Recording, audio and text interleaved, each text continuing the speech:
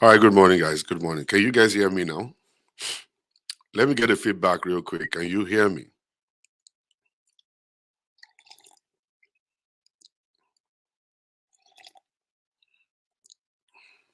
I love you too, Taiwo.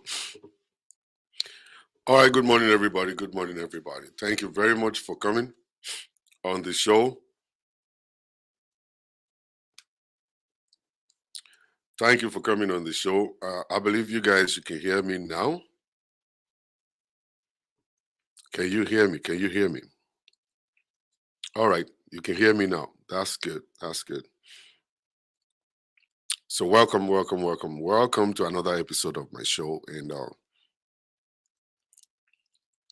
okay, very beautiful. All right, that's good. Uh, Yesterday we had a very wonderful time on the show. Very wonderful time. Uh, and After the show, I received a lot of messages. A lot, just too many, too many. And I'm going to be bringing another one to you guys very soon. A young man wrote me, and we had almost about 1 hour chat um, after the show. His wife is preventing him from seeing his children. The wife is preventing him from seeing his children, and the woman told the kids that their father is dead.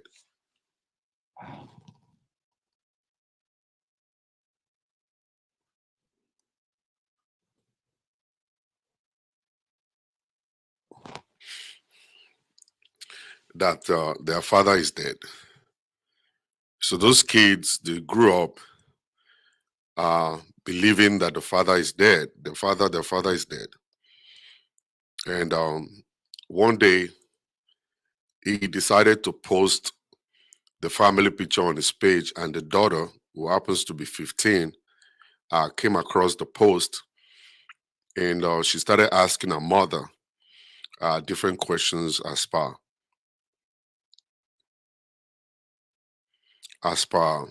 uh, you know the mother. I mean the father, and kata kata corn box, and everything turned upside down. Eventually, he was introduced to his kids, and now those kids, they do not want to have anything doing with their mother. Four of them, they totally disconnected from their mom after hearing the story of their own father. There are some women out there that we need to talk to. Issues will happen. It's possible for divorce to occur, and I'm not going to lie about this one. It's possible for divorce to occur. It's time for African women to start accepting it. You need to accept it. Okay, you need to accept it. Divorce will occur.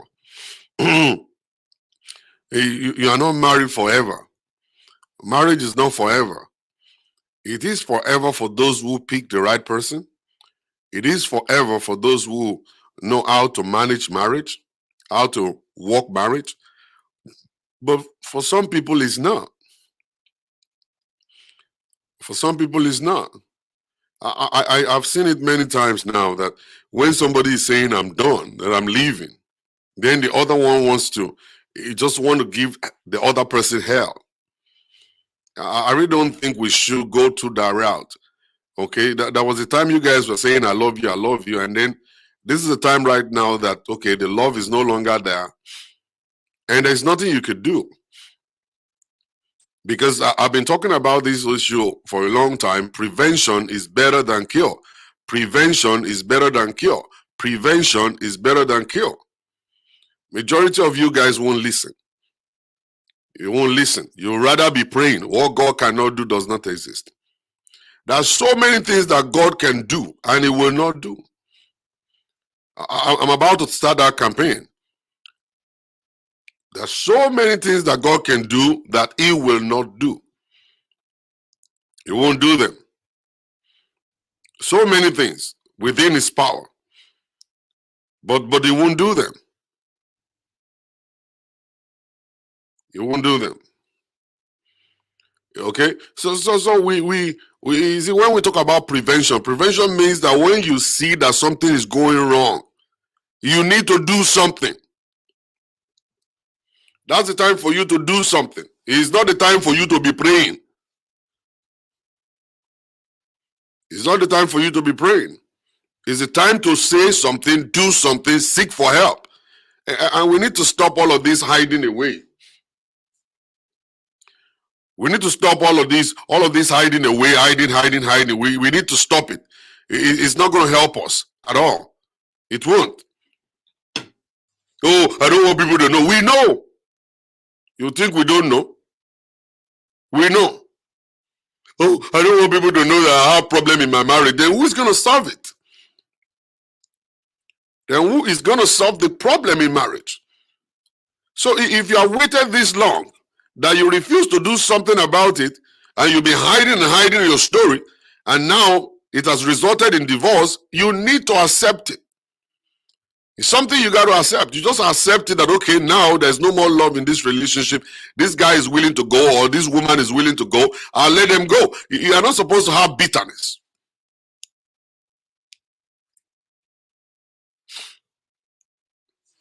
You are not supposed to have bitterness against them. They are trying to live like you are trying to live. They are trying to survive like you are trying to survive. They want to be happy, so that's the same way you want to be happy.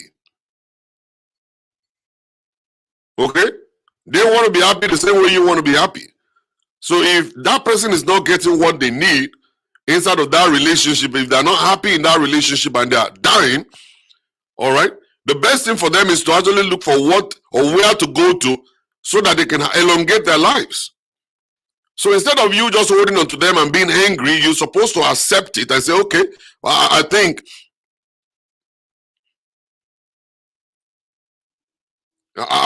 well, this person is no longer in love with me. I just let them go and let them just walk away. And when you are now trying to fight, please don't fight with children. Don't fight with children. No, don't go and be fighting with children. All right, and now it's start using, you feel like, okay, the man is connected with his wife or with his kid, and then I'm going to make sure you are sad by you not seeing them. That's wickedness. That's total wickedness on your part as a woman. Total wickedness on your part as a man. Total wickedness. I'm seeing somebody that say, I don't believe in divorce and counseling, that the work lies within you. No, man. You're very, very, very wrong. Super wrong. There's nobody in this world that knows it all. Even including myself. I still go to people to go and ask about marriage. I ask them for answers. Okay, teach me this stuff. There are certain things I do not know. You can't know it all. You cannot know it all. That person that is saying, I don't believe in counseling, if I ask you right now, what are the different styles of leadership that you have in relationship? You may not know it. If you know it, answer me. Don't go and be Googling it, or just answer me right now. And if you know those things. I used to be this person that do not know. Then I went to ask people, and then they sat me down and they taught me. They gave me answers. Okay? It took me a while for me to understand what the secret place is. That a man's supposed to go into the secret place and prostrate and bow to his wife just to make things work. I didn't grow up with that. My dad didn't teach me that. I was able to learn it from other people who already used it. Okay? There's nobody that is an island of knowledge. Nobody knows it all. Every one of us, we go to counselors to sit down and ask questions. Okay, what am I doing wrongly? Okay, I've done this, I've done this, I've done this, I've done this. Or what else do you think I should do? They will now tell you this is what you need to do. This is how you need to go about it. This is how you need to go about it. And then you do it like this, do it like this, and do it like this. Then you go and test it, and then you see the result. Nobody knows it all. Even the counselor that is counseling you doesn't know everything. It's possible for him to be counseling you and then he postpones the whole stuff just for him to go and ask questions from other counselors. Now, what do you think I should tell these people? And this is the story that is going on. What should I tell them? And that one will say, okay, why don't you try this one? Why don't you try that one? It's just like medical doctors. They don't know it all. Sometimes when you bring your case to them, they have to consult another doctor, with more experience than them and say, oh, I come across this stuff, what can I do? What can I do? And the other doctor will advise him and say, why don't you try this medication? And this medication may work for them. And that's how we work things out. You don't just stay within yourself and say, oh, I got the power to run marriage by myself. Nobody. We all must to touch each other. That's why they say iron sharpeneth iron. Iron must sharpen iron. We need help. We all need help. Somebody saying, why will a man bow to his wife? When did we see it in the Bible, a man bow before his wife? It is because you lack understanding, my brother. You lack understanding. Continue to stand and continue to bully your wife and be there and see what happens. When the Bible says submit, you read the Bible, you don't understand it. When the Bible says submit, do you know the meaning of submission? Do you understand the meaning of submit? When the Bible says submit to one another, okay, submit to one another. Do you know what it means? You think it's just, oh, I just give you cake, you give me cake. You think that's what the meaning of that particular stuff is? I pity a lot of people, man. I pity a lot of people. We just read Bible on the surface, no deep, you have to go and look for the deeper understanding of the word of God. The Bible says submit to what? Actually, men don't read that part. Men don't read that part at all. Men don't read that part. They just read the part of women. Submit to your husband. Okay? Why don't you read it further? And then go to the place where it says submit to one another. What does it mean to submit? Go and look at the definition of submission. Go and look at the definition of submission before you start criticizing or start arguing on stuff. Go and read it. Before you start disagreeing. You see, for me, I don't just disagree with people. I'll first of all go and dig and dig and dig. And then when I'm sure of what I want to disagree, then I come back and disagree. I don't just come and say I disagree or just on the surface. I don't do that. I first of all go and dig. Okay, I want to disagree with this statement. Let me know, because in my mind, I'm disagreeing with it. But in the true sense, in the actual sense, based on fact, let me go and dig, and then I'll come back and disagree with you with evidence, with proofs that I have, that this, I disagree. And based on this, and based on this, and based on this. But if I don't have the fact, I don't just type I disagree. I will never do it. It makes me look very stupid eventually. That I actually type that stuff and eventually I don't have a proof. Don't have a proof. You see, when they talk about the secret place, I'm going to break it down before I go to my point. When they say secret place, the secret place is where husband and wife go to when you offend your wife or when you offend your husband. Okay, you take them into the secret place where nobody's watching. And in that place is a place where the husband plead, where he beg for forgiveness. Okay, where you say, oh, I'm sorry for everything that I've done. Okay, I'm sorry for everything I've actually caused you. The pain I've caused you, I'm sorry for it. And that's the bowing, and that's the bending, and that's compromising, and that's the place where we appease each other, and that's the place where we bow to each other. The wife will apologize, the husband will apologize, and the two of them will cry together, and then they get up from there, and then they go and fix their home. Any man who doesn't understand that is full of ego, that could not come into the secret place and apologize, is a fool. That person is not ready for marriage. You are not ready to be in marriage. You're supposed to go and just go and have a girlfriend. You go have a girlfriend and stay there. If you understand marriage very well, you will understand the submission part of marriage. And the submission is not a one way, it's both ways. The submission is both ways. Every man supposed to know how to say, I'm sorry. Every man supposed to understand how to apologize. If you don't know how to apologize, you are not a man. You are a sissy. It's only a sissy that cannot apologize. He's a sissy that cannot apologize. A real man will apologize to his wife. A real man will cry with his wife and beg and say, I'm sorry for whatever it is that I've caused you. All this pain that I've caused you. Now I know that I've offended you. I bow to you. I submit to your authority. I am sorry about this whole stuff. And at that point in time, the wife will actually pick the husband up and they cry together. And they cry. And when they cry, people will see your wife kneeling to you outside. People will see your wife running around for you outside. They will not understand what you've done in the secret place. They will not understand what you have done. You have already been able to compromise. You've been able to bow to your wife and say, honey, I'm sorry. And that's what women are looking for. Women are looking for a man who could say, I'm sorry. They are not looking for a perfect man. You think women are looking for a perfect person? They know you can never be perfect. They know you can never be perfect. They know you are not perfect at all. They are only looking for you to apologize for every crime that you have committed. And it doesn't mean that you're not going to commit any crime again tomorrow. But what they're looking for is for someone that is actually remorseful, someone that could say, you know what, I think I've wronged her. I think I should admit that I've done wrong. And I want to just submit to her and bow to her and say, I'm sorry for everything I've done. If you don't know it, if you don't know that, I'm sorry, you are a sissy man.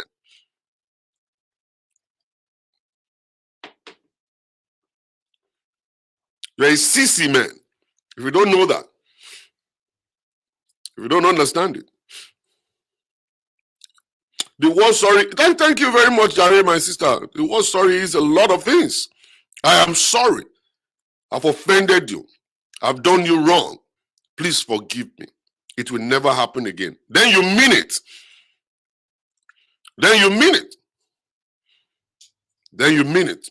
You see, a lot of Nigerian men, I don't know, maybe like 80 or to 90% of African men just want to be a bully. I don't know who taught us that thing. I don't know who gave that idea to us to be a bully. We just want to be a bully and just want to run the house like a dictator. That's not the way you run a house. You run a house with understanding. You go to school to learn leadership. Go to school and learn what leadership is all about. You know, learn what leadership is all about. And when you learn leadership, you will understand that leaders do apologize. Leaders, they apologize for mistakes. That's part of what they train you to be as a leader. That when you do something wrong, when you say something wrong, when you act wrongly, you come out and say, I'm very sorry, please forgive me, pardon me for what I did. Pardon me for what I did. And that's why marriage is not working. Marriage is not working because you think the woman is a fool. You think the woman is a fool. She's not. She's a human being. And by the time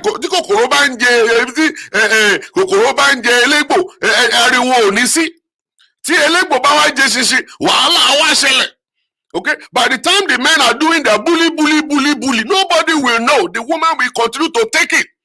All right, until the woman will turn around and just say, yeah, I'm going to give you back this bully too. Then everybody will know on the street. And everybody will say, oh, the wife is a witch. Oh, the wife is disrespectful. Oh, the wife is not this. How about the right of a woman? How about the right of a woman? I just finished a training on human rights as a consultant. And I was being taught that women, they have a right. Even children, they have a right. You can't just boss a kid around. You need to apologize to your children. Do you know that? Do you know that you must apologize to your children when you lie to them?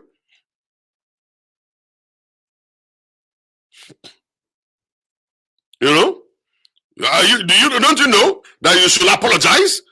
If your kid should catch you lying, you're supposed to say, Junior, I'm sorry. I'm sorry I lied to you. You should apologize to your kid. They have a right. They have a right. Everybody's got a right. You have to know it as a man. Because you have a penis doesn't make you superior. Because you have a deep voice doesn't make you superior. You are not superior to nobody. Okay? Because you have that right doesn't make you to be the king. What king? Forget about it. A king will take care of his subject. A king will respect the people of his country. Will protect them and feed them. and do whatever it takes to make their life comfortable. That's what a king would do. That's the responsibility of a president of a country, to protect the people, to guide them, to instruct them, to teach them, and then to provide for them. That's what that's what a president would do. That's the job of a man in the home, a husband in the home. If you can't do it, if you are being driven by ego, stay away from marriage. We don't want people that are egocentric to be in marriage. We don't want people who cannot control their ego to be in marriage. If you are being pushed and propelled by ego, marriage is not for you. Stay away from it.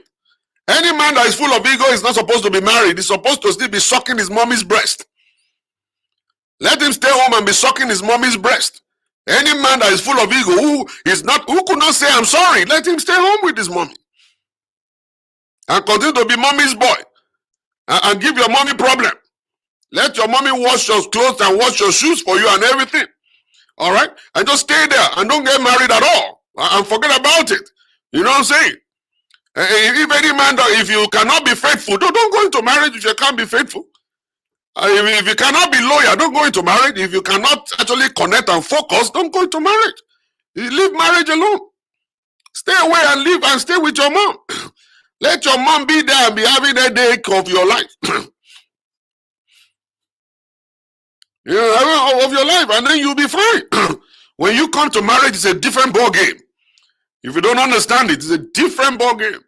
When you come into marriage is different. Okay, it's commitment. Marriage is commitment. All right. So if that's the way you want to run your home, you can go do it like that. You do it like that, and just stay in your life like that, and don't come into marriage. And if you are not educated enough, to be married, please don't. Please don't. You're going to be destroying the life of one person. There is a person that you destroy their life. You destroy their lives. Go stay away from marriage and live your life by yourself and continue to be a mommy's boy and a sissy that you are. Continue to be a sissy that you are. Okay? A sissy that you are. You see, this is the stuff. All right? And I thank God that it's not my wife that is saying this or a woman that is saying this. I'm the one saying this. And I'm a man. Okay? I'm a man. I'm a man with intention.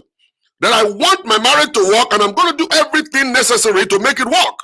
I'm going to be calm. I'm going to be understanding. I am going to be focused. I'm going to be loyal. I'm going to be faithful, and I will not disrespect my wife. It's a decision to make. It's not something that you just say, oh yeah, I'm a man, I have a penis. What do you mean penis? What stupid penis do you have?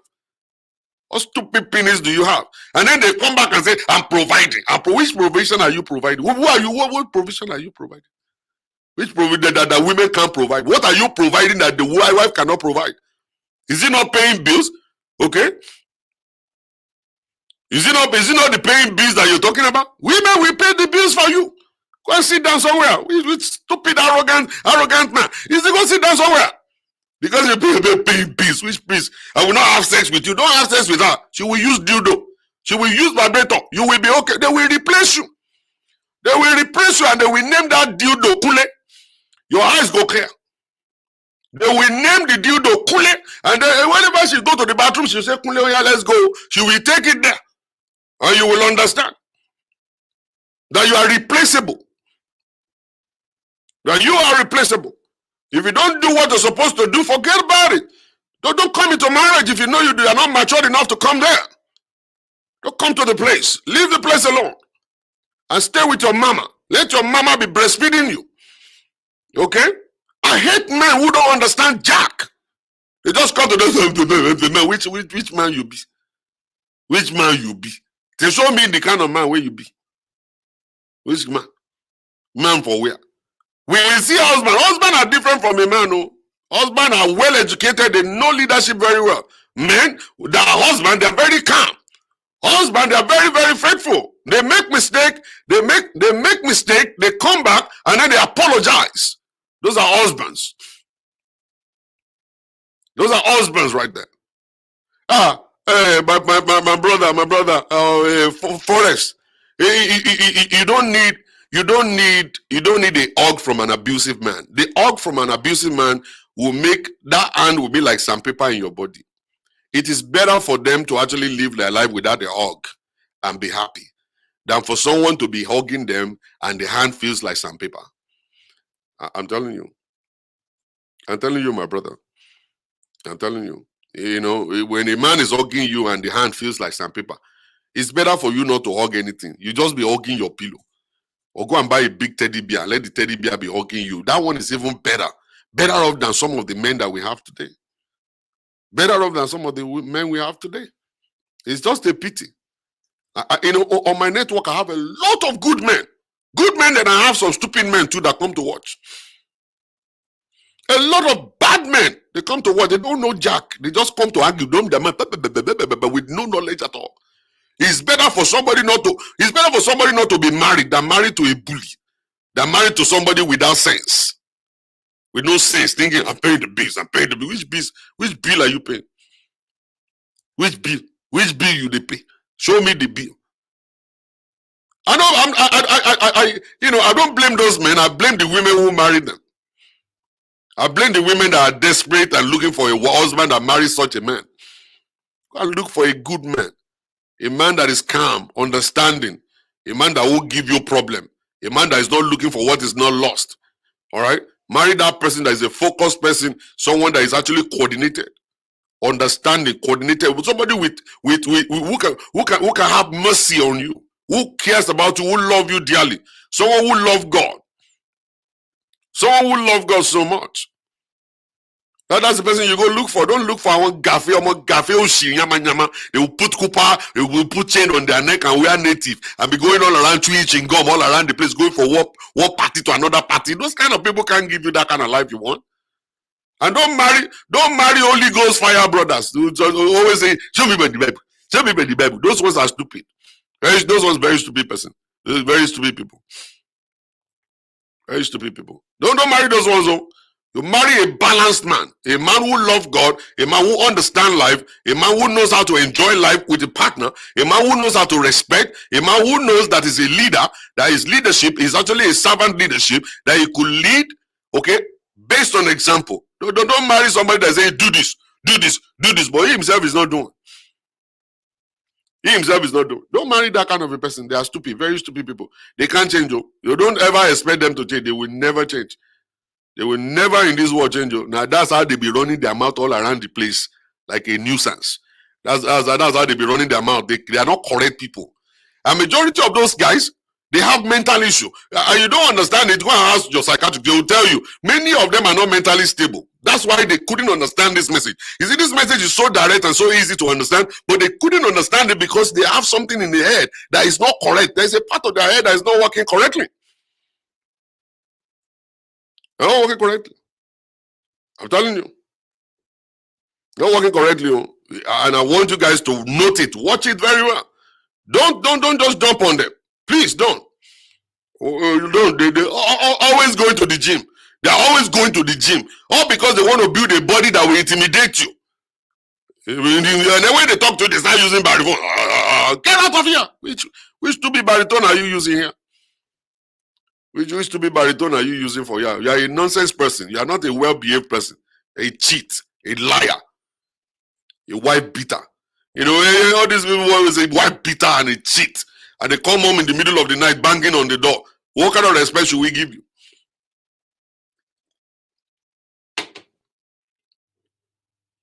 What kind of respect should we give you? Banging on the door in the middle of the night.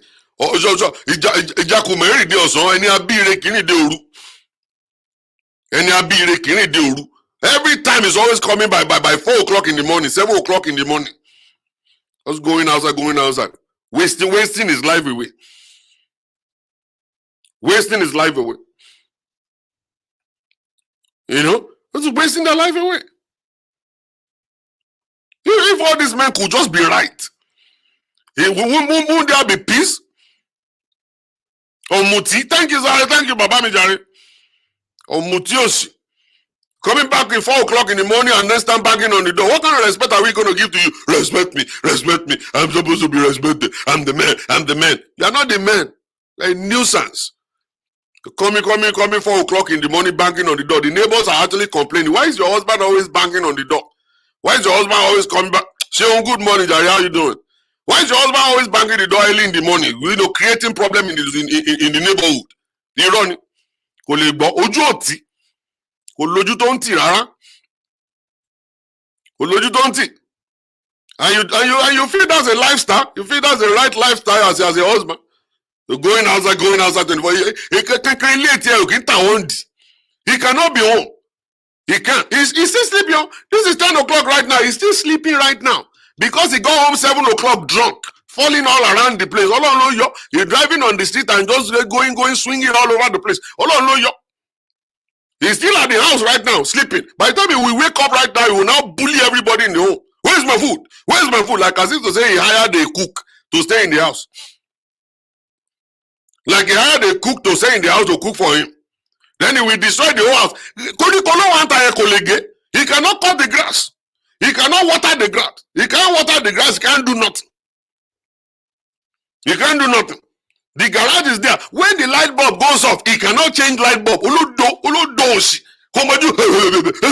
Change light bulb. He can't change light bulb. Light bulb, small tiny little light bulb. He cannot change. He can't change. Anyway, which man are you? Go and sleep somewhere. Which man you be? Will change the light bulb? Can't cut koriko. Your wife is the one who actually pushing the lawnmower, cutting grass for you. Cutting grass for you. You're busy running all around the street like as if to say you are the one that brought us here to America. I contacted the lawnmower company and then paid. He got angry. Madman. See? That's what Kenny Ojo is saying here. Kenny Ojo is saying here. You see what I'm saying? Can't cut grass, can't do nothing. He doesn't know where his children are going to school. He has never taken them to school one time. He doesn't know the grade that the kids are. He doesn't know the one that just go to the university. He doesn't know how they are paying anything. All that. He just see that the kids are wearing clothes. He has never even bothered to ask, how are they wearing clothes? And you call yourself a man. You call yourself a man. What kind of man are you? Go and sleep. A mommy's boy. Go and be sucking your mommy's breast. Your mommy refused to train you. Lack of training. Lack of training. Lazy people. And then they come to say, I have a point. Which point do you have? Go and sit down somewhere. So I have to wash plate after I got married. Oh no, don't wash plate. Go and bring a house help. They will still bring house help into the house. You will still be sleeping with the house help. What nonsense a man? What nonsense of a man is that? Your penis can't even be under control. You still sleep with house help. Oh, what nonsense? You reduce yourself to zero by sleeping with house help. How do you want the house help to respect your wife? How do you want the house help to respect your children? Okay? Don't you know that the house help could poison the wife and kill the wife just because she want to take over the house? You know? Is that not what the house guy would do? You come here and be telling me, and the man, which man are you? Go and sleep somewhere. Go and sleep somewhere. Go and sleep somewhere. What are you talking about? What are you talking about? Hey, anybody that is actually being touched by my message, something's wrong with you, Neo. All right, but if nothing is wrong with you, like Forrest is actually Forrest training online, he's flowing with this, and this my brother Paul is flowing with this. These are men too. Oh. These are men. They understand what I'm saying. If you don't understand that it's teaching you, it means there is something in you that must change. This message I'm preaching right here, if it's touching you, it means something is wrong. Hello, something's wrong. When I'm talking about women, you come here and be laughing. Oh yeah, preach on pastor. Now it's your turn. Now you're not cranky. You're cranky right now because something's wrong with you. If nothing's wrong with you, you will be like Paul. Paul here is flowing with it. You understand what I'm saying is the truth. If you don't understand it and it's spinning you, it means something's wrong with you. All right, this is a wake-up call, bro. A wake-up call, bro. When I'm talking to the women, you'll be laughing. When I tell the women, you make sure you respect your husband, oh, make sure you wash your vagina now. Don't let your vagina be smelly, oh. Wash your armpit, you'll be here laughing. It's your turn now. Now you are frowning. You are frowning now. You see, whenever they say Nigerians are 419, me, I know they shake. I will just be laughing. I will say, yeah, you got it right. You got it right. You got it right. I will never ask them that. I will never say, it's not all of us. So, because the moment I say it's not all of us, so it means something is paining me. If something is paining me, it's not paining me because me, I'm not a 419. It doesn't bother me. You can say it all day long. It doesn't bother me because me, I'm not 419. It's only the 419 people that will actually be affected. And those are the ones that will now be angry. Those are the ones that will be angry. But me, I'm not angry. Lie. You see, when I was in school, in Schlumberger, they always talk about black people did, black people died, black people. I mean, I'll just be laughing. And then one day the lecturer called me and said, are you not black? I said, yes. I said, I'm an African man. It's no wonder you are different from the black Americans. I said, well, me, I don't have any kind of bitterness against white people. You know, I've never been a slave. My father wasn't a slave. None of my family was a slave. So I you know, that stuff is not affecting me at all. It's only I laugh to the jokes that you guys are cracking. Even sometimes when you guys call me, they call me Shadow. When you call me Shadow, I just look at you guys. I was like, well, that's fine. You guys are trying to make me laugh. And I laugh at it. It's a mindset. The moment you are not doing those things, the moment you are not connected with those bad things, you will not shake. You will not shake. And this is not a competition between a man and a woman. This is actually a lecture that when people are doing bad, change it. If your life is bad, go back to the drawing table, sit down and change it. And change it. Okay? And that's it. They call me Shadow because I'm black. All right, so they made me to sit all the way to the back in class. Okay, so I sat all the way to the back, and there's a white guy in front of me. I happen to be the only black guy in class, so they put the white guy in front of me. So every time the guy is coming, he will talk to that black guy and the white guy, and then he will walk away. And somebody will say, "Oh, Shola is at the back." I was like, "Oh, I'm sorry. I was thinking it's a shadow. I was thinking it's the shadow of the other guy." And then everybody will start laughing, including myself. I will still laugh too. I will still laugh. You know, I'll still laugh too. You know, but for some people, they get annoyed. I won't get annoyed. I'll just laugh because I know I'm not a shadow. It doesn't matter what to call me. Call me anything. It doesn't bother me. I'm the one who knows myself. I know me. I know me. All right? So it doesn't bother me. So if I'm doing the right thing and actually they're calling out the people that are doing bad things, I don't shake. I don't put comment there and say, oh, how about women too? I will not do that. I believe that the message is actually directed to some people who are doing bad things, and then people who are doing bad things supposed to go and correct those things. That's the way I think. That's the way I think. And that's the way everybody should think.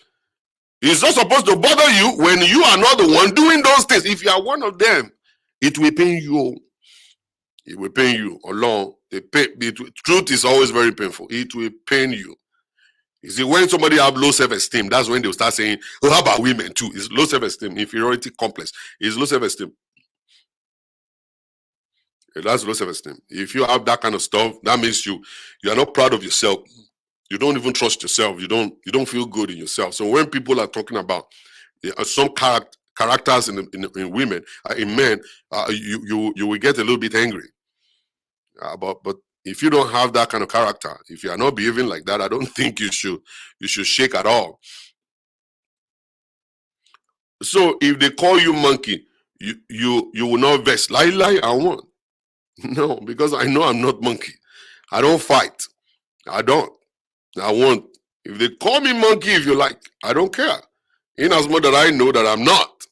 Okay, I'll explain to you why I'm not. Okay, and that's it.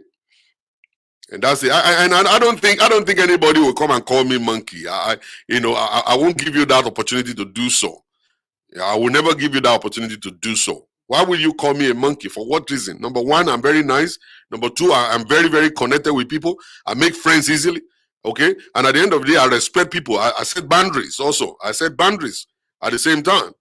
Okay. I set boundaries. I set boundaries at the same time. That's it. So you need to actually have a kind of a high self-esteem, that you have to believe in yourself. Look at yourself in the mirror and believe in yourself. Don't let words trigger you. Don't let words trigger you. Never you do so.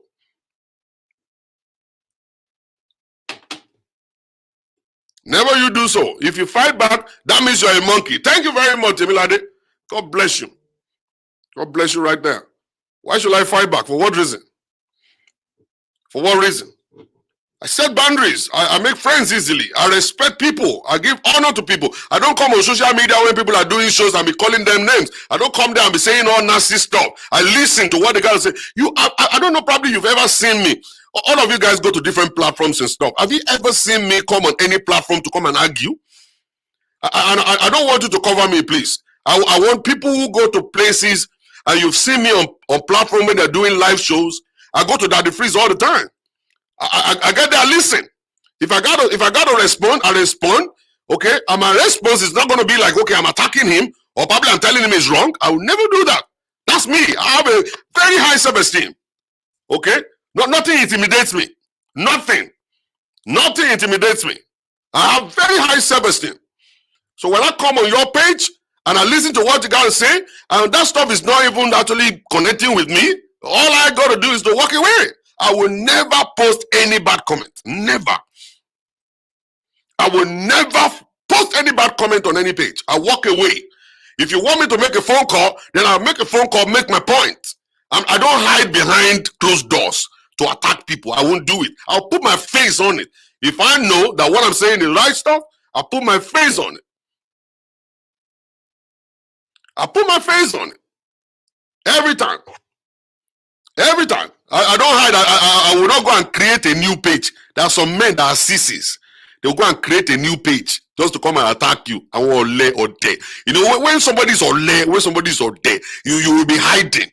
You know, weak men. You'll be hiding. They'll go and create a new page with a new face. And then they come and post comment. You are ole. You know, if you really, you are the person, you are bold enough to come and fight a battle, put your face. Do you have to hide? Put your face on it. If they bow you well, put your face on it. If they bow you, if your mama bow you, put your face on it. And come over and attack. And then people will know that, okay, this is the person that is attacking you. Don't be hiding. It's a sissy. It's only a sissy that will be hiding and be sending comments. It's a sissy. When they say somebody is a sissy, it's a sissy. It's somebody without penis. Somebody without penis. That's the person who will be coming in to come and be attacking with a blog page. Put your face. Let them know that I'm the one talking. Like I am right now. I'm on the show. I'm the one talking right now. Quote me anywhere. It's me. Okay? So let's get out of this point. Let's get out of this point right here. And let's just go. I believe I've already made my point already. I believe I've made my point already. For men to just go ahead and just learn that stuff. Now, let's go straight to the topic of today. My babe is always hanging out with men. Is this a red flag? My babe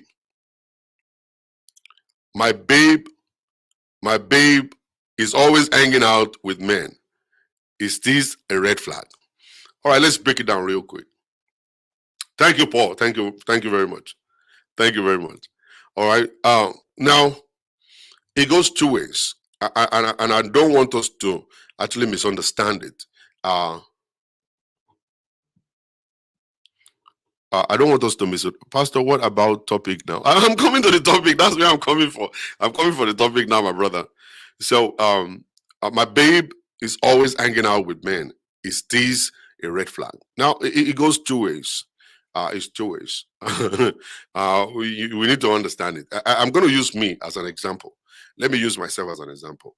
When I was dating my wife, she made me know that all of our friends, they're all men. And that got me thinking a little bit. That got me thinking a little bit.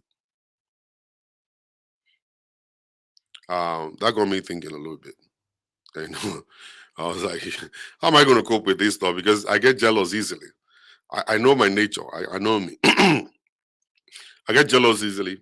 And I was like, wow, it's going to be tough. And then I asked her, I said, don't you have some female friends? She said, yes, I do. I have some female friends, but I'm not really close to those ones. I'm very, very close to the male. Those guys, we talk freely and all kinds of stuff. I said, are you dating them? She said, no, they're just ordinary friends. And I don't know. It's a little tough. It's tough, very tough. And you see, I believe in obeti baale ilé ò bá ní jẹ, ìyáálé ilé kò gbọdọ̀ ṣe. I believe in that so much. So I put it on the table. I said, well, yeah, I'm a very jealous man. I don't think I'll be able to handle you having male friends. Uh, ojú mi ò lè- ojú mi ò ní kúrò ńbẹ̀. And I'll start thinking of something in my head, and it's possible for that to actually destroy the whole relationship. I want this relationship. I want it to work. Uh, you know, what should we do? And she said, well, that's no problem at all. I'll make it easy. And I'll just disconnect from my friends, let them know that I'm about to get married and it's going to be a little bit difficult to continue the friendship. And I said, no, no, no. I don't want you to break up with your friends. Um, all I just want is just the transparency. When you talk to them in my presence and then introduce them to me. Let me know them too. Let them be my friend. Okay. When they are my friend, and then we go. And then she said, how about you? Yeah, so how about you? And I was like, well, I have male friends and I have female friends.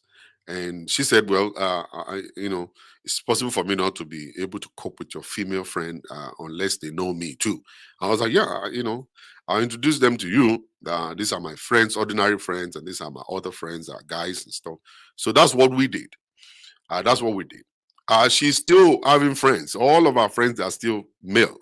And they talk like one was actually talking to her downstairs before I left, and they'll call her from Dallas, they call her from Nigeria, and they'll start talking. Hey, Funsho, how are you? Is everything all right?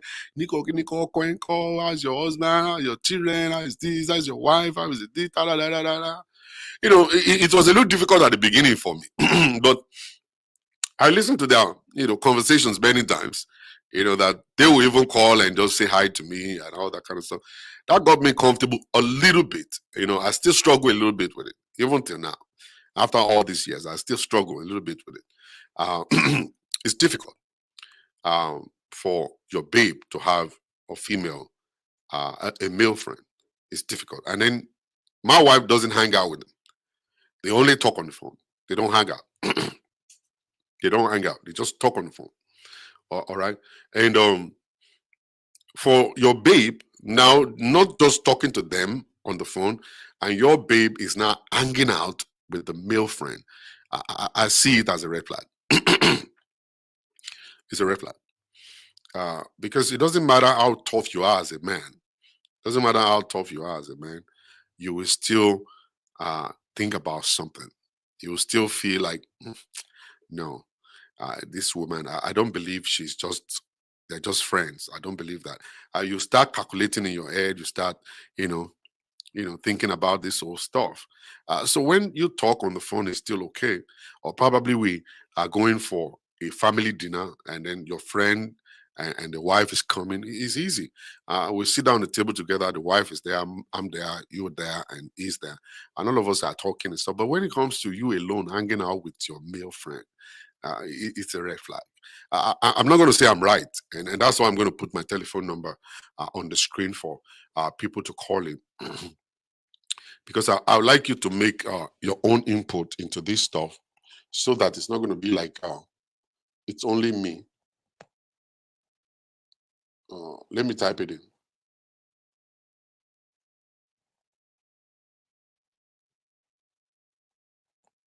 Oh God, 5135. Okay, all right. I don't want it to be just only me talking here. I want to hear your own opinion too. What do you think? Do you think it's right? Do you think it's red flag? For me, if they're just talking on the phone, it's still good. Give me my respect. I'll give you respect. Draw boundaries. If it's a matter of, let's see. Hello? Hello? Yes, hello. Good morning, Pastor Shola. Good morning. You want to contribute on the show? Yes, Go. thank you for jumping on the topic. When I saw your topic, Yeah. I have to call one of my very good, lovely friends Yeah. who is experiencing this problem. Okay. And she's listening to me right now, and I pray she calls in. Okay. She's an American lady. She's married to a Nigerian man. Yeah. And she has male friends whom are her childhood friends. They all grew up together. Yeah. She hangs out with them, but they do it like a family thing. Sometimes the men come to their family and then but the problem she's experiencing is when they want to have a hangout and she invites her husband, he flees. It caused a lot of issues in their marriage. Okay. And so I said, Dr. Shola might be the person that you guys might want because she's trying to go for counseling. You know how Nigerian men are, Dr. Shola. I know. The man doesn't seem to be interested in counseling. Yeah. I feel my friend she's been tortured. Yeah. Like, I pray. I don't want to call her name. I know she's listening because immediately you put up your phone number. I called her to be sure that she's listening. She said yes, she just put up your phone number. Okay. Hey, I want you to call Dr. Shola and speak your mind to him. I know you can hear me. Yeah. It's Joe. I know you can hear me. Talk to Dr. Shola. Okay. The thing with her is she's a free person. She doesn't do anything with this friend. They are just as in they grew up together, but the husband seems to have an issue with it. Okay. He thought this before they got married, but now it's something else. Okay. I am a friend. I might be biased, you understand, but you don't know that. Okay. And I've listened to your teaching. I know you're going to be playing with her. I told her to come for your session. I will to use you as her counselor. So Yeah. she can see the difference Yeah. in counsel in wherever counselor she wants to go to. Yeah. But I want her to use you. Thank you so much. Sir. Thank you. God bless you, man. Thank you. Thank you for calling. God bless you. All right, the telephone number. The telephone number is open for those who would love to call in. I can see that some people are like, okay, I have many male friends. Some people say, what about trust? Yeah, trust is good. You trust people, but you don't help them to fail. If you trust them, doesn't mean that you should just let them fail. I trust my wife, but I'm not going to open her up to any kind of failure. You don't even know what is in the mind of those men. There are times whereby you go out together and then you guys drink some wine, and before you get to know it, you start kissing each other. It has happened to me many times, many times. There are some of my regular friends way before I got married. They're just regular friends. And even while I was in Oklahoma, married, and I was in Oklahoma, I went out with my friend's wife. She called me. She said she's hanging out in the place that should come. So I went there. I was like, "Is he going to be there?" He said, "No, he's not going to be there." I said, "Why?" He said, "Because we are fighting, and I wanted to come and hang out with me." So I drove down there. Actually, I called the husband on my way, and the guy said, "Yeah, go and hang out with her and stuff." So I went. The white people. And I got there, we started drinking NSC and all kinds of stuff. And the time came, she just pulled me and she wanted to kiss me. All right. Hello? Hello? Hello. Can you turn your computer off? We are hearing it at the background. Oh, okay. Sorry, sir. This is sorry, sir. I'm looking for Okay. Yeah, thanks for this topic. Okay. The thing is this is like you rightly pointed out, Yeah. there should be boundaries. Yeah. Now, if there are no boundaries, there's every likelihood that it could happen. Yeah. Both the man, both the woman. Yeah. I'll give you a typical example. When I attended a church in London, and I met a lady in the church that they introduced me to. Yeah. And when we were talking, during the talking phase, I asked her, what's it about male, female? And they said, I have male friends, so that even if I'm married to you, I'll still be talking to my male friends. And I said, which kind of male friends? He said, some few exes. I said, exes. What are you doing with them? He said, the following day happened to be a Tuesday, so we went for Singles Connect. And I asked the pastor's wife, she was the one teaching us. I said, Pastor Bimbo, this was said by someone I met. Apparently, the person is in this church, but I don't want to mention that she's a choir member. Okay. The woman told me directly, said, young man, just leave her alone. If she wants to continue chatting with her exes, she's going to have problem in your marriage. So just let her go. And that ended it there. I don't want to expose her to say she's a choir member. And I know obviously she might want to pull me out at the end of the session to say, what's with the girl? So that she can fish her out. Yeah. So the truth is, we need to pay attention to the conversations like you said, and also their text messages. You personally be surprised. Yeah. Married couple. Hello? Oh, wow. I think the internet. Oh, wow. All right. Maybe he's going to call back. All right. The telephone is open for those that would like to come in. As I was saying, so we started drinking and actually we're talking and all kinds of stuff. She just put my head. She wanted to kiss me. I just stopped. I was like, hey, what's going on? And she was like, nothing. And I was like, well, that's not something I want to do. You are my friend's wife. I can't do that. Hello? Hello, good afternoon, sir. Oh, good afternoon, ma'am. Yes, sir, good afternoon. Okay, can you hear me, sir? We can hear you. Do you want to contribute on the show? Yes, I want to contribute. Okay, hurry up and do so, ma'am. Okay, sir, concerning having male friends, well, I think it depends on the husband. Okay, I'm going to talk concerning me. I have a lot of male friends, and the male friends I have them after marriage, and that's the truth. I used to have male friends before I got married, but the ones I had before I got married, since I moved from where I was, I lost touch with them, but we were not that close. Yeah. But getting married, and if you marry somebody that your husband cannot change ordinary bulb, cannot fix things for you, cannot get things sorted for you. Yeah. So most of those young guys, most of those guys that come around, they come around saying like, pitying me, being my friend. Do you get, like, I can, for instance, when I was pregnant. Let us get this. Let us get this right, ma. It means you have a problem in your marriage, right? Not like I have a problem in your marriage, but the problem is the man himself that I married to is lazy, can't do anything. That's what I'm saying. You're saying it's not like you have problem. You have problem. The person you're married to can't change bulb. That's a problem. Can't change ordinary, but come on the gen. Like when I was pregnant. He cannot turn the generator on. I'm telling you. Okay, that's the problem too. You have a problem. I don't do it. Okay. I grew up doing, when a man told you I don't grow up doing this, I don't do that. So what you now did was to have male friends that actually could occupy that position, right? They can't, willingly. They're even the ones that will come and let me help you. That's what they call cheating. It's not cheating, just friends. No. That's what they call cheating. That's emotional cheating right there. You are not sleeping with them, but that's emotional cheating. You cannot replace your husband. Yes.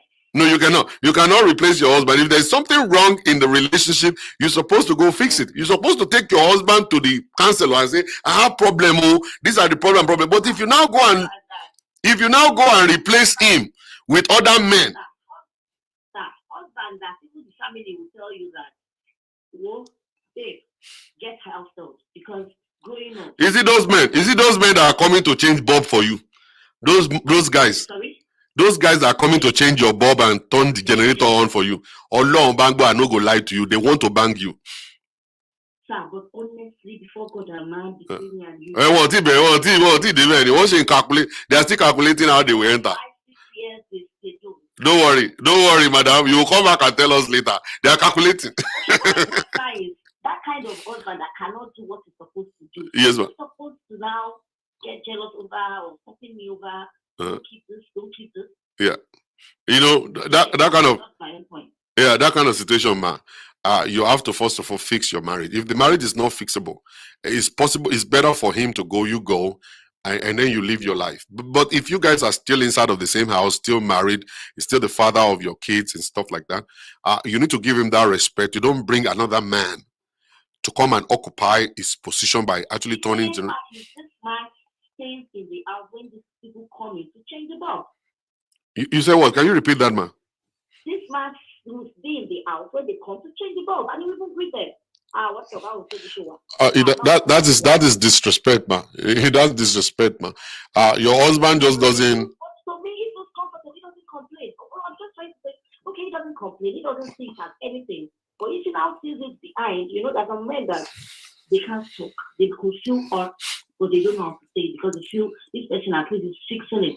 He's filling the gap to avoid it. No, there is madam, there is problem, man. You have to attend to that problem. There is a big issue.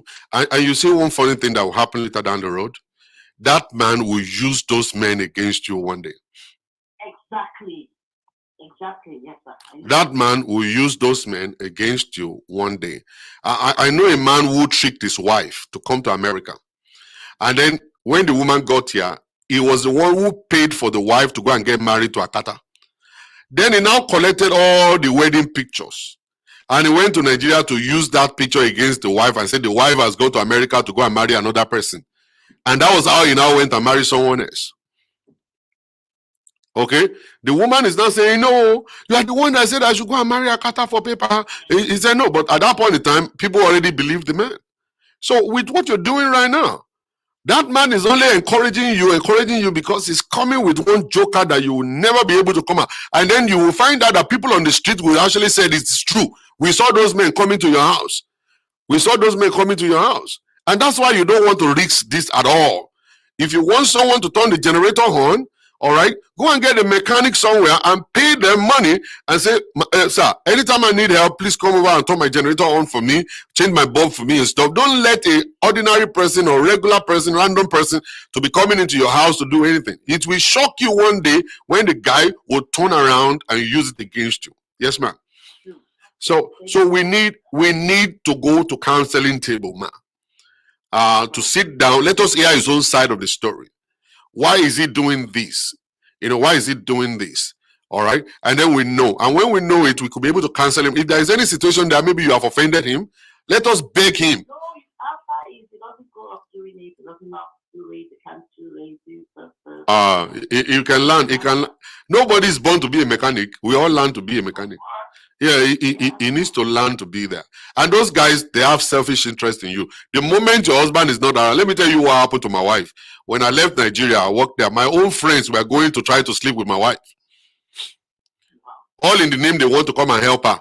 Is your car okay? Is your this okay? And then at that point, they start asking her, oh, it has been a long time since you have sex. So, and then that one is like, yes. Because that one believed that this is my husband's friend. She opened the door to them. And that's why they're coming. So you need to be very careful. Men that you see these days, they are going to calculate you and they want to enter into you. All right? They want to enter into you. So God bless you, man. Thank you very much for sharing. All right, the telephone number is open, ladies and gentlemen, for those that would like to call on the show. We are still talking about male friends. My babe get male friends and hanging out with them. The hanging out is what I have problem with. Hello?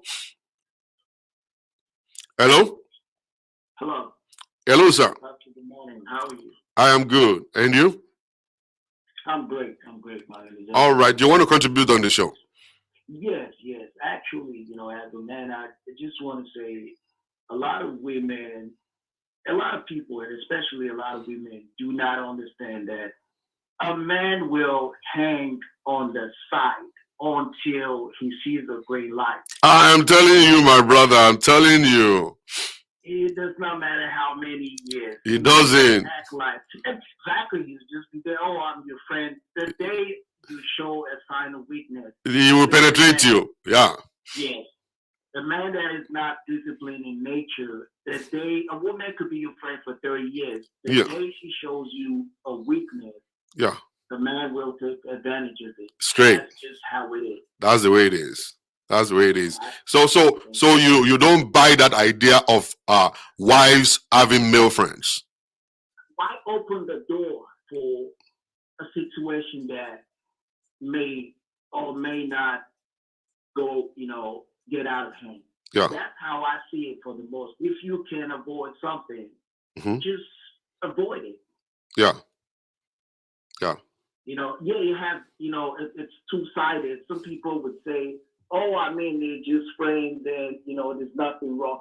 Yeah, there are people you should be able to reach out to every once in a while, but also you have to realize to be in a committed relationship, that person you're in a committed relationship becomes your number one, becomes, you guys become a support to each other. Whatever secrets you cannot run by the person you're with, then it does not make any sense for another person to become a confidant of you. Yeah. So that's basically how I interpret that situation. Yes, sir. You can, and like you suggested earlier, if it's possible for families to hang out together every once in a while, it's okay. Yeah, it's okay. But it does not matter how much I trust my partner. Yeah. I will not sanction you, and it goes both ways. Yo, of course. Yeah. I will not sanction a situation where we'll be put in a compromising, situation or position. Yeah. Right. Yeah. So that's my contribution. Thank you, sir. Thank you very much, sir. God bless you, man. Thank you. Have a blessed day. You too. All right, telephone number is open, and that's a very fantastic contribution right there. A very, very fantastic contribution right there. Don't help your spouse to fail. You need to help them. You're supposed to know that the heart of a man is desperately wicked. They're going to be there. It has happened to me many times. Many times, I'm not going to lie to you. Many times. Hello? Oh, Pastor Shale. Yes, sir. How are you doing today? I'm good, sir. Okay. I just want to contribute to the issue on ground, really. I'm for really. Okay. So, what is really, it's not, to me, you have said it all, it's not advisable at all. No. Because if a woman is allowing, like what the woman said, as they come, I just feel embarrassed that a man can't do things at home. Yeah. There are some things that happen at home. Before even though you look for the professional, yeah, you discover at the end of the day, you feel instead of wasting your money, spending it to anybody. Yeah. So for the woman to be allowing my brother, let me tell you one funny thing, like what you just said. Something happened at my house and I went to fix it, and when I put my hands in the thing, I got shocked. All over, I ran away from that thing. I'll never go back. Something when I was in Nigeria, Mama, I always, because I had little experience about electricity. Yeah. There was a day I forgot to switch off the meter. I was playing the socket. Yeah. But fortunately, the body light. Yeah. I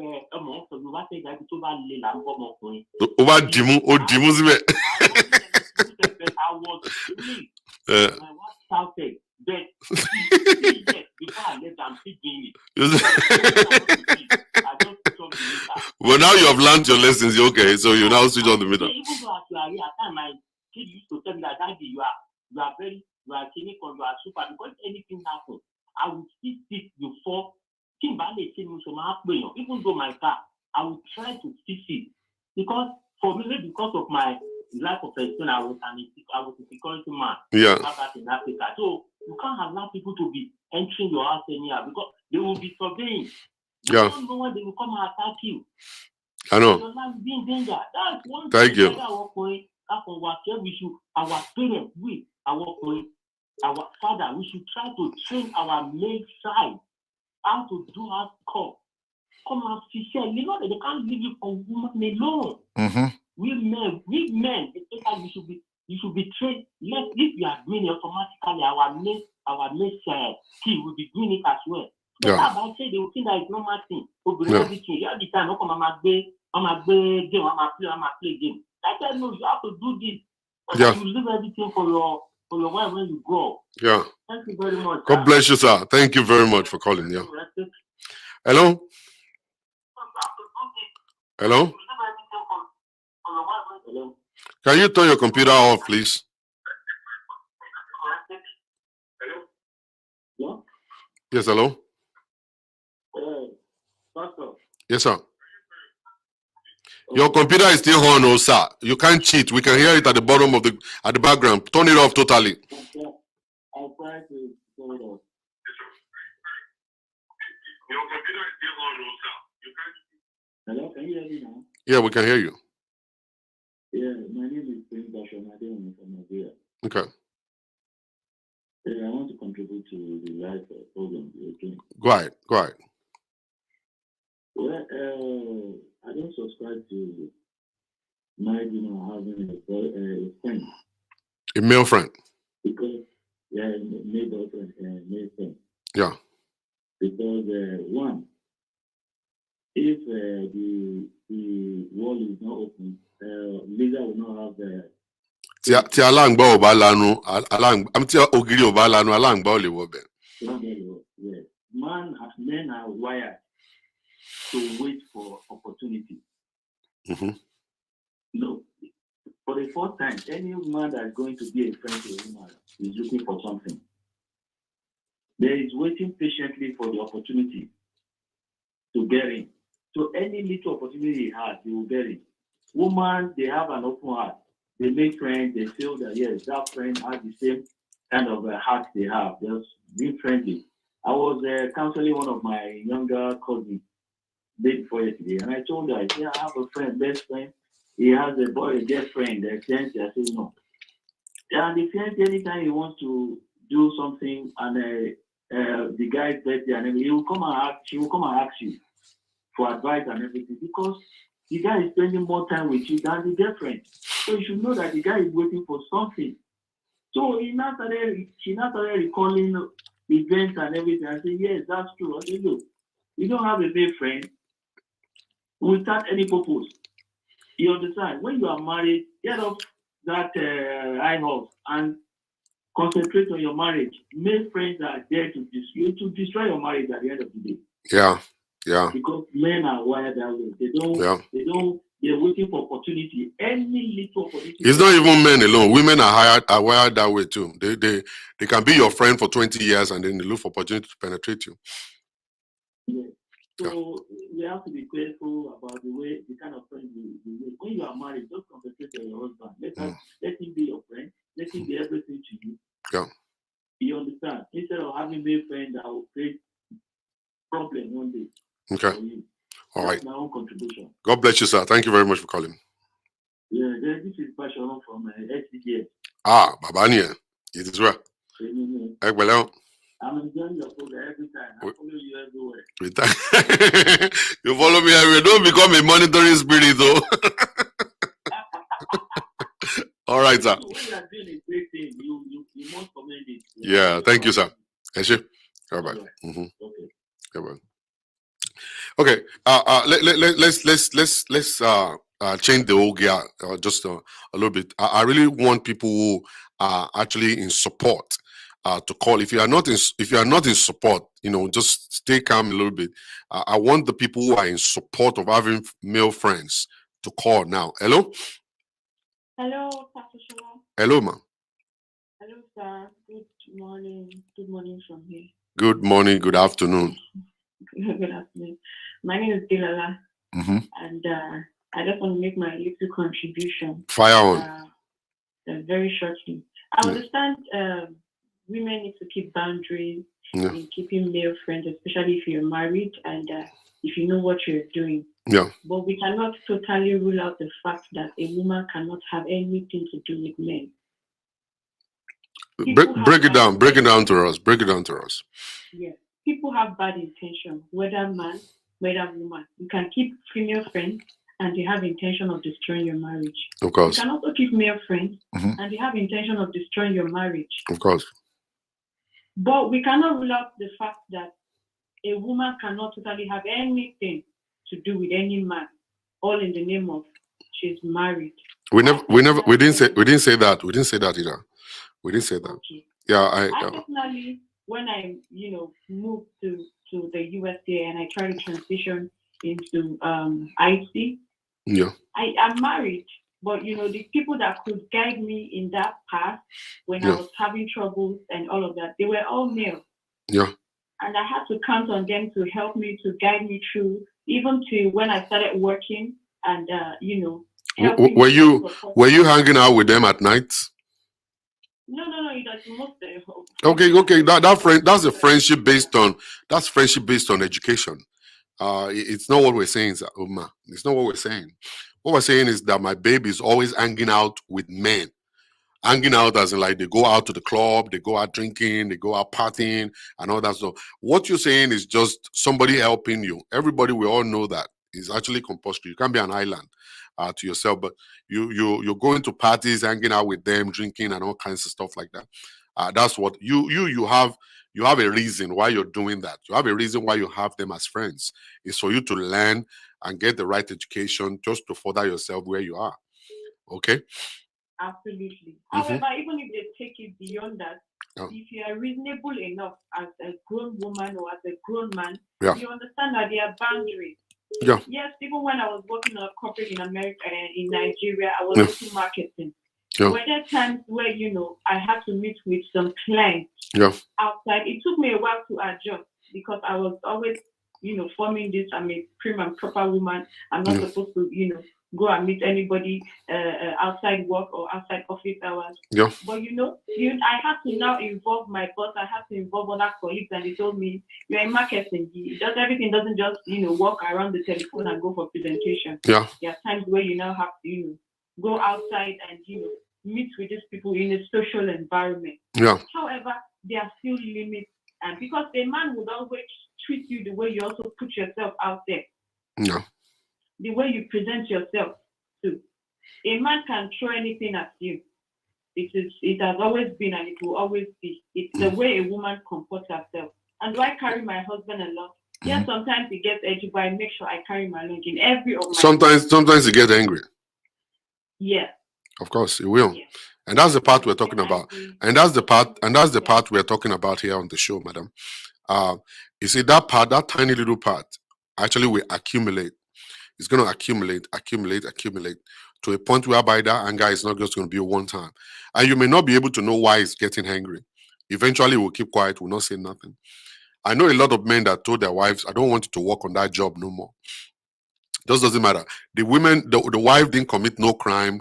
She didn't sleep with anybody, but the guys just feel like, I'm not just comfortable with that kind of job. Stay away from it and stay home. And I'm just telling you the way we men are wired. You see, a lot of different situations that you see in marriage today is not because of what happened yesterday. It's because of what has been happening before. And these men, they will put it in their heart, they bottle it in, and then gradually, they'll start building a mountain out of it. And every time you're on the phone, they believe you're talking to a guy. Every time you go outside, they believe you're somewhere with a guy and stuff. And it's inside the mind. It doesn't matter how you carry them along. It's just something about women. We are more jealous than you women. We're very, very jealous more than you women. And that was why I said, if you're going to actually have a male friend, that male friend must know your husband, must be accepted by your husband, and then he must be free with that person. And whenever you guys want to hang out, you're hanging out as a family. But when it comes to job thing, when you go to corporate America and then they're asking you to come and hold a meeting with some people, nobody's going to stop you because we know that is actually job related hanging out. And then you quickly finish and then you come back to your house. Well, some men don't see that way. They just do any meeting. It's because of their esteem. It's because of their esteem. They just don't want their wives anywhere because they don't feel like, okay, I could, maybe this woman is going to leave me for another person. Maybe this woman is going to leave me for another person. To trust somebody is not easy, madam. It's not. So that's why we say don't make it easy for someone to fall or to fail. If you know that your husband is not strong enough to actually withstand such, don't just do it at all. You just stay away from whatever it is your husband is not comfortable in doing. Stay away from what your wife is not comfortable in doing. So that don't give them high blood pressure. Don't let them start assuming things. Because assumption can kill your marriage. When they start assuming. Just imagine you travel for job and then you go back and the guy is requesting for sex and you're saying, no, I don't feel like. Then the next thing is thinking like, okay, maybe she's getting it outside. Maybe she's already tired. She's already got it outside and stuff. That's how we think. If I ask you for sex the first day, the second day, the third day, and you're telling me no, I started assuming maybe you're already sleeping outside. So you don't allow your husband to fail. Sit him down, let him understand. And if he says no, just stay away from that job. Go find something else, to do. Thank you very much for contributing, madam. You actually made a lot of sense, man. God bless you. Bye-bye.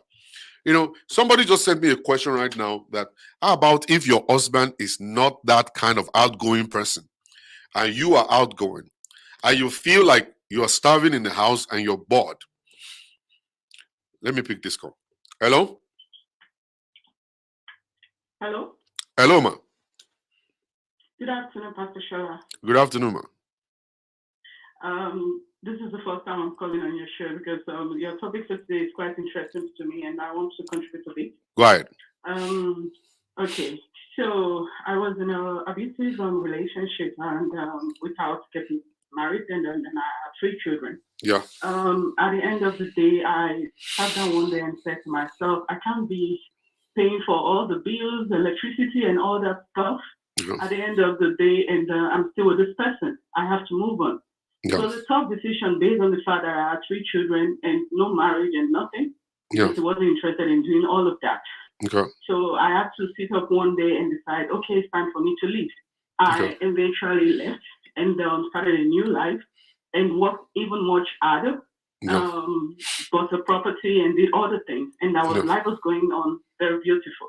Okay. A couple of years later, I met my husband presently now. Yeah. I met him, which it was somebody we've been together since 2000, but we lost contact. So at the end of the day, we met and we decided to get married. Mm-hmm. So as time goes on, I want to say a story based on what you're saying. On our wedding in Lagos, he has a friend, a female friend, and the lady, I just don't find, I feel my spirit doesn't go well with it. Yeah. So at the wedding, after the whole celebration and all of that, so they were taking pictures. While taking pictures, because when the pastor asked me to kiss my husband, so I kissed, and my makeup a little bit was on his lips. So the first time I kissed, there was nothing there, but the second time, because they said, "Oh, you didn't do it well, you have to kiss again." So I kissed, and then there was lipstick all over his what do you call it, his lips. So at the end of the day, I didn't even pay more attention to it. I didn't see it, but I was dancing, coming outside and all that stuff like that. Yeah. So later on, we got aside, they were still taking pictures and all of that. So I said I wanted to take off my shoes because I was putting on an heel. I wanted to put on something very easy, comfortable, although my dress is going to cover it as well. So I went towards the car to do all of that. And I saw this stupid female friend coming also to him with what is it called? With like a handkerchief and cleaning his lips. And because he was so excited and he didn't even pay attention, but there were people there in family. And then I saw it. I'm like, what is this? You know, because I'm thinking there should be boundaries. You know, you know the person. If really you wanted to get married to him, you would have done that years ago. So you see all these cockroaches coming up and start to claim like, oh, I used to know him as my friend and all of that. So I find it very irritating. And then I had to speak out, like, I don't understand it. Even though she's right, I think that I shouldn't do in my presence. There's something that she shouldn't do in the presence of the family. What do you expect them to think of me, and what do you expect them to think of you? You know. And then I said, I don't want that friendship anymore because now we are married. So there are things I don't want that I don't even choose to do because he's very angry. He can easily fix things and repair things. So the girl is like, oh, can you help me with this and that? I said, okay, now I don't even want it. But I think with me trying, there's one thing you talk about communication in marriage, me trying to communicate about that and he see reasons with it. And it was even saying, I didn't even thought of it that way. And I think if she wanted to go out with me, she would have said that a long time ago, but I don't think she has feeling. But me, I can see through her because she's a woman. Yeah. And I can see what she wants. So I think we should be careful what kind of female friends or male friends we keep. Yeah. Because presently I don't even have it, so I don't want to keep any male friend. I don't want to make him feel intimidated. Yeah. Like, oh, you have somebody and now the person is coming. That is the minute a man doesn't trust you or a woman doesn't trust you, you have to raise eyeballs towards those things. So one has to be careful. Very careful. Friends you keep as a married woman, there are friends you shouldn't keep. Yes. So that's my contribution, Dr. Thank you very much. God bless you for sharing. I really love it. You're welcome. Hello? Can you please turn your computer off? Can you hear me? We can hear you, but turn your computer off. We're hearing the sound at the background. Okay, hold on. Let me turn it off. Hello? Yes, hello. We are still hearing it. It's still there. Can you hear me now? We can hear you now. Yeah. Oh, I have a question. Now, I'm married. I've been married 23 years. And my husband, ex, she invited him to every. They have a kid together. They're 30. Okay. But she invited him to everything. She invited him. This last one was personal to me. To her birthday, talking about meet her somewhere. And he say, he's saying it's okay, and I say it's not okay. Mm-hmm. But he's saying like, there's nothing he's gonna do about it. So I said, you don't set boundaries with her, with her ex, because I done had a fight with an ex before. Okay. Because you know they don't stop coming. They don't stop coming. Right. She invited him to everything. Wow. And he's saying no, he don't deal with her like that, you know. He don't go to none of the things she invite him. But I said you need to stop her from doing that. She just want to catch you on a good day. Of course. That's the plan. That's the plan right there. And the ex, is she married? No, she's single. Oh yeah, he needs some love. She needs some love. That's what's happening.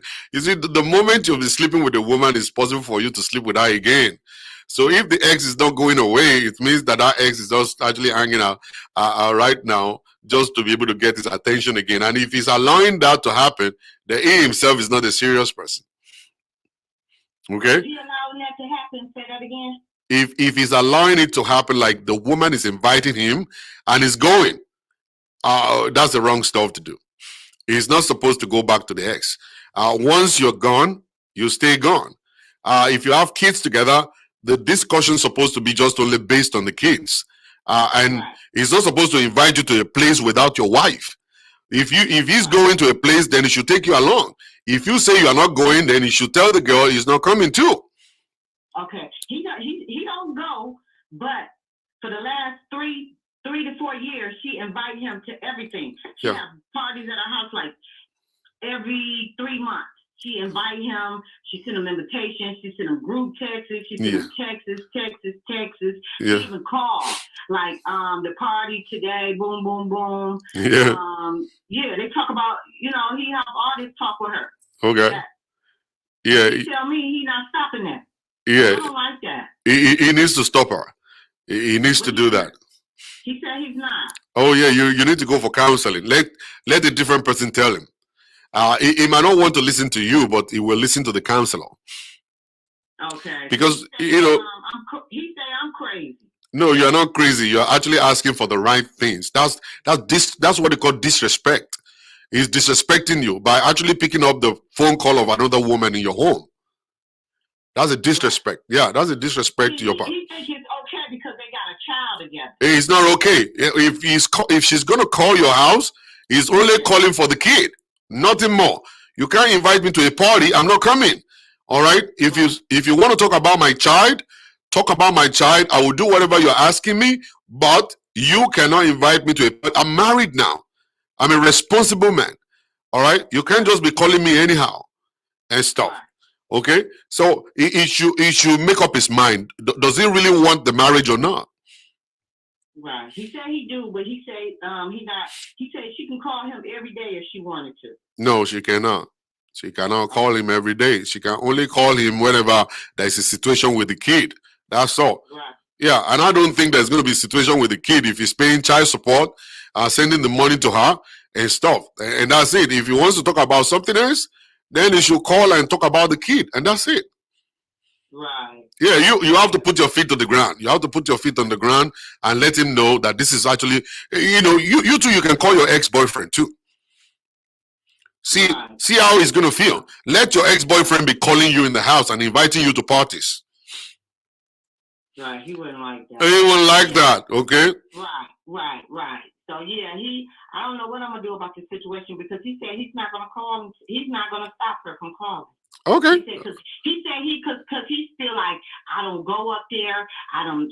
He might give her a conversation over the phone because actually I moved out of state from with him because with my job, but I go home like every weekend. I'm back home every weekend. I'm there for him. Yeah. He had just bought a new car. I put up the money for the new car. He sent it back to the account. Everything he needs, I help him. He helped me. But in this situation, he ain't letting that go. Wow. Yeah, that's a disrespect right there. And guess what? Yeah. She called him with love. She called my phone every day playing on my phone. I get 60 calls of people playing on my phone every day. And I got 2 phones. They call both phones. Wow. I think myself and you need to talk after the show and let's just actually schedule a session together. I want to hear your story from the beginning. Can we call? Can we call you back and we talk to you? Yeah, you can call me back and talk to me. I'm gonna call with my husband. It might be about a week because I'm out of town. So when I go back home, I can call and we can all talk. All right. So whenever you're out of town, what does he do? What's he doing? I work. He work and I work. All right, and I you. work out of town. I know you are out of town. He is in town. Yeah. So does he hang out with his ex-wife, or does he just stay home? No, he said he don't hang out with her, but That's what he said. That's what he's saying. That's what he's saying, right? And the ex-wife is living in the same town, right? Yeah, it's his ex-baby mama. They wasn't married. They Okay. just had a child together. The ex-baby mama is still living in town while you are out of town. Yeah. Okay. How is the sex between the two of you? It's good. He gets it when I come home. Okay. He gets it whenever he wants. I don't do head no more because he has cheated before. So I was like, hey, I was doing head and sexing every day. You had no reason to go out there. So I don't do all, I had to protect me. Yeah, okay. So he had to cover up or, whatever. But I don't do all that. I don't do a lot of touching and all that because, he like to, he have. Oh, so how old are you? I'm 53. And him? He's 53. Oh, you guys are both same age. Okay. All right. Yeah. That's good. Let's talk after the show and see if we can get you guys into, when you get back to town. Maybe we can get you guys to the counseling table and see how we can help. Okay. Oh, that sounds good. Yeah. All right. Thank you very much. Thank you. Bye. All right. I have a question here. Is it this woman said, how about if you're married to someone that is not actually a social person who doesn't like going out, and you love to go out, and it seems like oh my God, these phone calls are coming in. Hello? Hello? Hello? Hello? All right. Now, that you're married to someone that is actually not a social person, and you as a woman, you love to socialize, you love to go out, and what should you do in this kind of case? Hello? Dr. Shola, can you hear me better? I can hear you now. Yes. How are you? Okay. My response is to the last caller. Yeah. To be honest, there is a lot on the lay, going on Okay. in that relationship. A man that really values and respects his home, he sets boundaries. Yeah. In that relationship, and a woman will push as hard as she will or she can to cause ruckus, to cause disrespect, in your home. And it is you that will allow or will set boundaries. So I think they both really need therapy, with you. But Yeah. I can guarantee you as a man, if you allow it, your ex will push the most she can, or there's something else going on that he's not saying. Yeah. That's coming from a man. Yeah. You're very right. You're very, very correct. you. I'm going to dig into it and see what I could get out of that. Absolutely. All right, man. Thanks. Have a blessed day. So what should she do? The husband is not social, doesn't like hanging out, doesn't like going out, doesn't go to parties, doesn't go to church. But she is actually this kind of the life at the party, and she want to go out and hang out with people and all kinds of stuff, and then she want to break free. And this woman just eventually got in connection with some group of men, and they go out to parties, go out to club together, just to be alive. Are you supposed to blame such a woman? Do you want her to just die in the house without fun? What do we say? What do we say about this person? All right. Well, if you want me to answer this question, it's so very simple. I believe that you made that mistake right before marriage. These are the things that people are supposed to look out for before you marry someone. You need to check out his nature. I'm the kind of person that love to go out. Does he love to go out? Will you stop me from going out or whatever? I remember I counseled a couple. The husband is a Muslim and the wife is a Christian. and then they place it on the table on the first day. I'm a Christian, you're a Muslim. You can't stop me from going to church. I'm not stopping you from going to the mosque. And the kids are going to go to church with me. All right. And the man agreed. And then like 5 years down the road, the man decided to change his mind and say, well, I don't think I could do this anymore. My wife wants to go to the mosque with me. And my kids are going to go to the mosque, and I'm going to actually change their name from Oluwa Tokumbo and all kinds of stuff to Abdul Rahman, Abdul Karim, and all kinds of stuff. I can't do this no more. I can't be separating my home. I'm the man of the home and stuff like that. And at that point in time, I asked the man, I said, do you know you tricked this woman? You tricked this woman into going into a relationship with you? Because you agreed at the beginning that you will not bother her and you will not stop her from going to church. And that if you guys should have children and those children are going to go to church, why change your mind now? Why change your mind right now? All right. So all of this stuff do happen. That when we're going into marriage, we need to dig well and check well. Let me take this call. Hello? Oh, Pastor, how you doing today? I'm doing good. And you? Good, I'm doing good, thank you. All right. I'm the young lady that your first caller was talking about, the American woman married to the Nigerian man. Okay. And having male. Oh, you the one. Okay. So Yes. so let's talk. So let's talk after the show, okay? Okay. All right. God bless you. God bless. Right. All right. So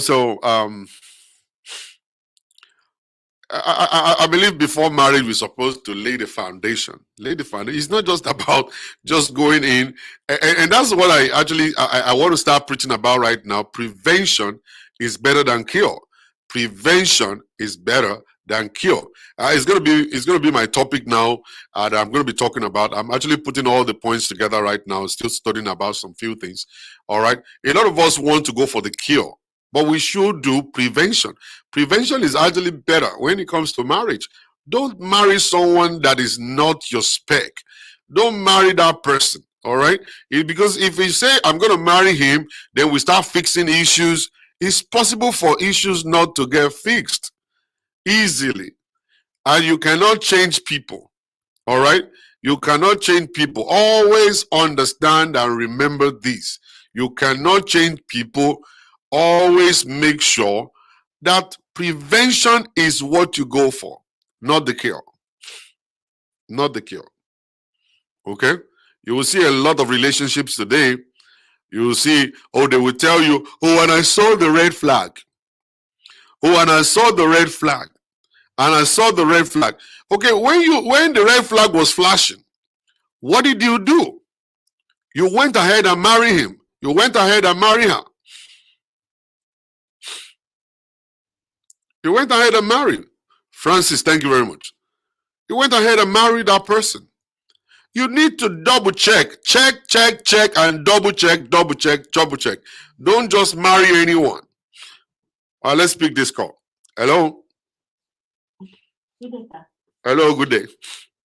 Yes, sir. I wanted to talk about 2 things. First, the issue of the lady who is involved with a man who doesn't like to go out. Okay. I personally think that people should get married to spouses that are on the same energy level as they are. Yeah. Because if you don't do that, you would think maybe going into marriage with somebody that is opposite than you are is going to work because they say opposites attract. Yeah. That is so wrong. If you're the kind of person who likes to go out, clubs and stuff, and you marry somebody that is not on that level with you, who is like quiet in the house, you're going to have problems. You're going to have trust issues. Yeah. You're going to have communication issues. I use myself as an example. I used to be very adventurous, I married somebody that was very quiet and, I thought, would attract each other, kind of a thing. Yeah. I even told him in the beginning that I don't think we fit. It's like, you don't know me, when you get to know me and stuff. Yeah. Initially in the marriage, you allowed me, I can go out, have fun with friends and stuff and come back. Over time, we started to make the complaint that I'm not always, there for him and stuff. And so I had to cut off my friends. I cut off everybody that I used to hang out with and stuff, just to be there for him, just to know him, right? Yeah. Just to know him. But over time in the relationship, the reverse became the case in the sense that he started to hang out with his own friends, and his friends were totally different from who I was, in the sense that his friends are gay, right? He has a lot of them.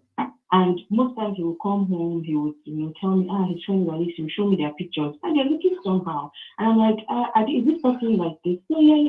He likes hanging out with them. They're very, morally upright, intellectual. I'm like, okay.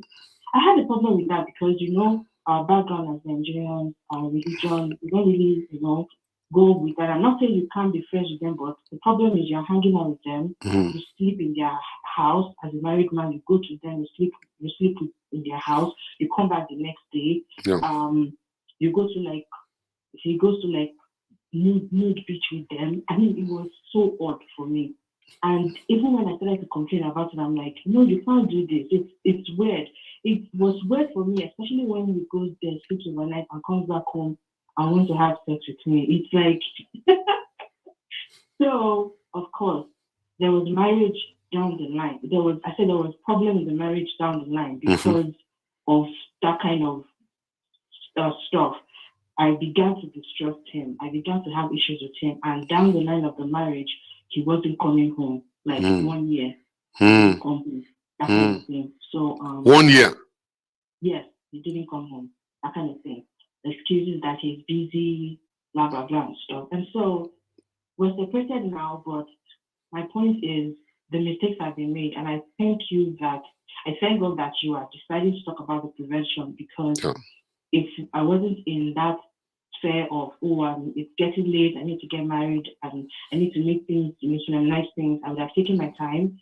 I would have seen the red flags, but I didn't see all these red flags, right? I just got in, I was happy. Yeah, you were not looking for the red flag. That's why you didn't see them. Yeah. I was happy. You were not looking for whatever you are not looking for, you can't find.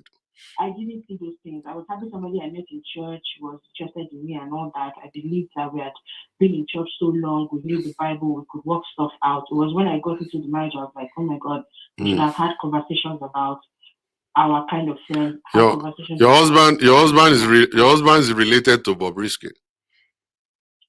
Yeah, I don't know that one. No, I can see it in the Revelation. I can see it in the Revelation. He's related to Bobrisky. So I was separated now because there were so many distrust. Somebody that didn't come home for a year. You can't. Where do you want to? How do you add that? How do you make that puzzle work? So it was hard for me. No more. If I felt betrayed, but like I said, I couldn't really place my hand on what it was, but the signs were there.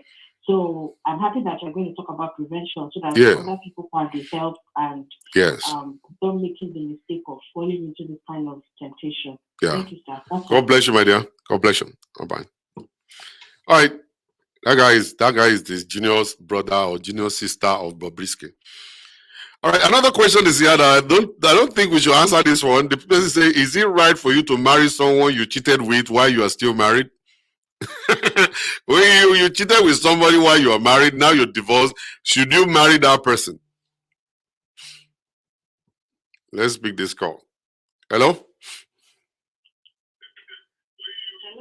Can you turn your computer off, please? Okay. Yes, ma'am. We can see here the sound. Okay, let me do this, sir. Okay, I might do that, sir. All right, go ahead, and then can you please speak up, ma'am? Okay. My name is Adedun Hamid. Okay. I just want to corroborate what you said, Doctor. I'm from a Christian home, but I got married to a Muslim. But before the marriage, we had a chat. I'm like, okay, you won't stop me from going to church. And you will keep doing what you're doing. But this is someone that brought his mom, and I was living with about 12 of his relatives and friends in a 4-bedroom apartment. Okay? And it's the mom that dictates what happens in the house. She cooks for him. She I literally cannot say I want to go into the kitchen to cook for my husband. You know, my husband will come back and say, oh, I should understand. So he will prefer to eat the mother's food and ignore mine. He will say I should understand, and his wife, and he doesn't want the woman that's the mom to be sad. Okay. You know, things like that. At the end of the day, the mom started saying I should start going to the mosque. She doesn't want to see me in the church again. Yeah. In fact, it was a whole lot. Even though we are officially divorced, we've been officially divorced for 3 years now. Okay. You know, but what I try to say is some of these men, okay, they have low self-esteem. Okay. In the sense that I am even someone that I cannot even say hello to my neighbor. Mm-hmm. Are you understanding me? He will say, my neighbor is sleeping with me. Mm. You know, it will come, my office, every quarter, I get an award. I get a pay. I get gifts. He will tell me that, oh, are you the only one in that office? Are you the only one? Definitely will say your MD is sleeping with you. And my MD is a woman. Maybe you guys are lesbians. You know, my MD is a woman. And there is a man that does not even know how to say sorry. Even if he realizes that. Okay. Even if he realizes that he has wronged you, he will never say sorry to you. He will just move on and see if nothing happens. So I am so emotional right now. But doctor, please, I would just love to have a session with you because I have a whole lot, you know, Yeah. to talk to you about. Yeah, call me after the show and then we can schedule that. Okay.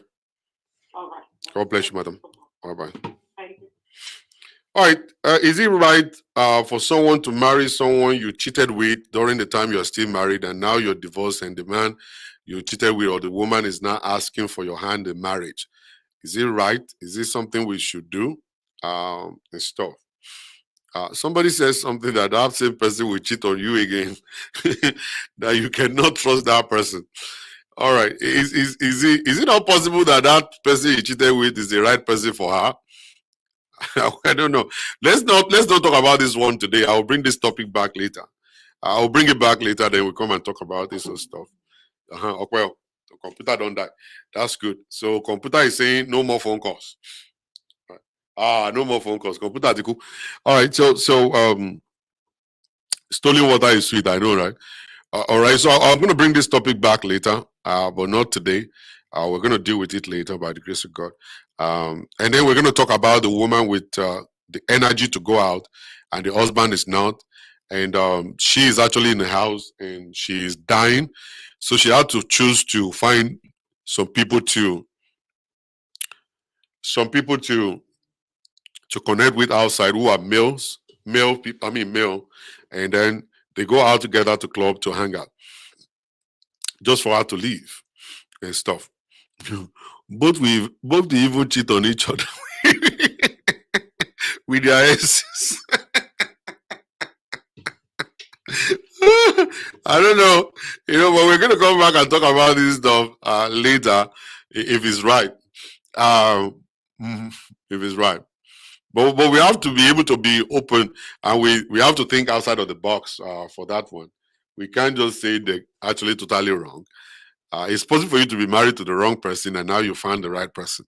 I believe that one too. You are married to the wrong person, now you find the right person who is giving you peace, who is actually there connected with you. And you feel like, okay, let me just divorce my wife or divorce my husband to marry that person. Right? That one is still there too. Okay, let's just be open. For real. I've seen it. I've seen people get married after divorce and, they're doing well. And they got married to the person they cheated with while they were still in the marriage. And they're still doing well till today. It's possible. I'm not going to lie to you. All right. So let's just keep our minds open. And then we will be talking about this whole stuff by the grace of God. And then on this show, by the grace of God, we're going to be giving out prices once in a while, because we're going to be giving biblical questions from the Bible, and we ask people to break it down. How do you get this? How do you understand?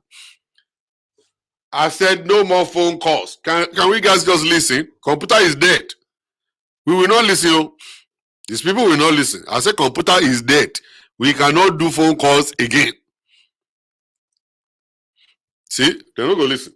They will not listen. These people don't go listen. Continue calling. Continue calling. Q Sarah. All right. So the issue is that we're going to be giving our prices. We're going to be asking questions from the Bible, and we want to.